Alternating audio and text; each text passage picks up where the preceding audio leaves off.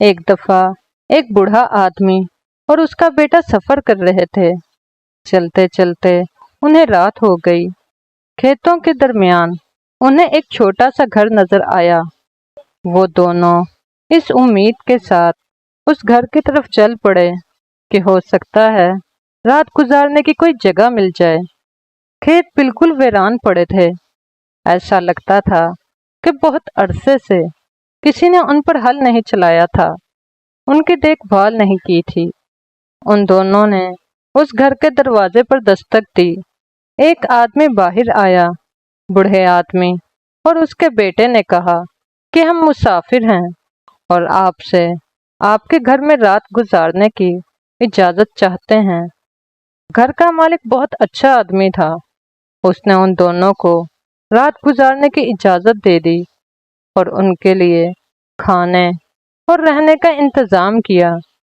گھر کی حالت کافی خستہ تھی۔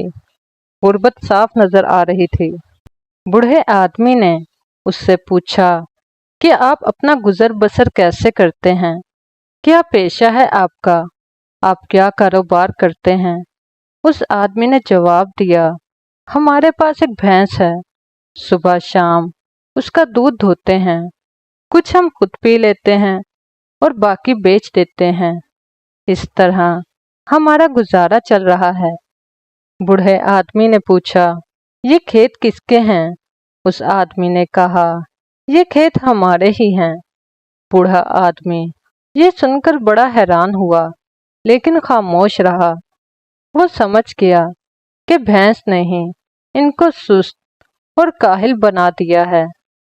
رات کو جب سب سو گئے تو آدھی رات کو اس بوڑھے آدمی نے اپنے بیٹے کو اٹھایا، اس آدمی کی بھینس کھولی اور اسے لے کر چپکے سے اس کے گھر سے نکل گیا۔ ایک پہاڑ پر چڑھ کر بوڑھے آدمی نے بھینس کو وہاں سے گرا دیا اور خود اپنی منزل کی طرف چل دیا۔ کئی سالوں کے بعد بوڑھے آدمی کا بیٹا جو اب جوان ہو چکا تھا، اس کا دوبارہ اسی جگہ سے گزر ہوا۔ اس کے دل میں یہ افسوس تھا کہ ہم لوگوں نے ان کی بھینس گرا دی تھی۔ وہ پہلے ہی بہت غریب تھے۔ اس بھینس کے دودھ سے ہی ان کا گزر بسر ہو رہا تھا۔ پتہ نہیں اب کیسے گزارا کرتے ہوں گے۔ جب وہ وہاں پر پہنچا تو اس نے دیکھا کہ اس جگہ پر ایک بہت بڑا پھلوں کا باغ ہے جو لبالب پھلوں سے بھرا ہوا ہے اور کھیتوں میں فصلیں لگی ہوئی ہیں، اور سامنے ایک بہت بڑا اور خوبصورت گھر بنا ہوا ہے۔ وہ لڑکا جا کر اس گھر کے مالک سے ملا تو وہ وہی آدمی تھا جس نے انہیں رات گزارنے کی اجازت دی تھی۔ لڑکے نے اس آدمی سے پوچھا، آپ کے حالات کیسے بدلے اور آپ اتنے امیر کیسے ہو گئے؟ تو اس نے بتایا کہ بھلا ہو اس نیک آدمی کا جس نے میری بھینس چوری کی تھی۔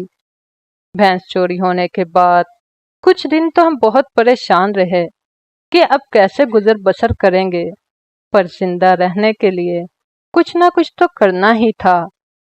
تو ہم سب گھر والوں نے ان کھیتوں میں ہل چلانا شروع کر دیا۔ گھر کا سامان بیچ کر کچھ بیج خریدے اور کھیتوں میں بو دیے۔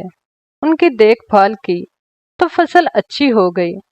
فصل بیچ کر جو پیسہ ملا اس سے ہم نے ہمارا قرضہ اتارا اور ہماری زندگی خوشحال ہونے لگی۔ اب ہم سب کھیتی باڑی کرتے ہیں۔ یہ باغ بھی ہمارا ہے۔ اس بوڑھے آدمی کا بہت بھلا ہو، اگر وہ اس دن ہماری بھینس نہ لے کر جاتا تو ہمارے یہ حالات کبھی نہ بدلتے اور ہم بس دودھ بیچتے رہتے اور غربت میں زندگی گزار دیتے۔ دوستو، اسی طرح ہر ناکام انسان کی زندگی میں کوئی نہ کوئی بھینس ضرور ہوتی ہے جو اس کی کامیابی کا راستہ روک رہی ہوتی ہے۔ اس لیے تیسرا اصول یہی ہے کہ اپنی اس بھینس کو پہاڑ سے گرا دیں تاکہ آپ کامیابی کی طرف بڑھ سکیں۔